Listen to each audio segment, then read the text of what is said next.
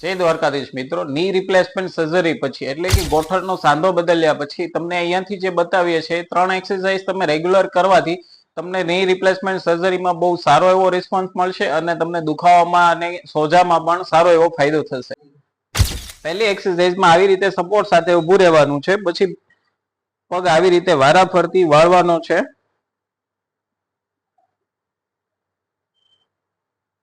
બીજી એક્સરસાઇઝમાં આવી રીતે ઊભા રહી આવી રીતે પગ ઊંચો કરી નીચે મૂકવાનો છે. સેમ એવી જ રીતે બીજો પગ ઉપર કરી નીચે મૂકવાનો છે.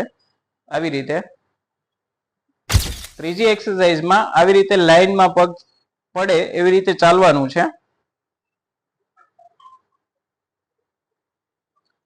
આ 3 એક્સરસાઇઝ દિવસમાં 3 વાર 10-10 રિપીટેશન સાથે કરવાથી તમને 100% ની રિપ્લેસમેન્ટ પછીના દુખાવામાં ફાયદો થશે અને સોજામાં પણ ફાયદો થશે.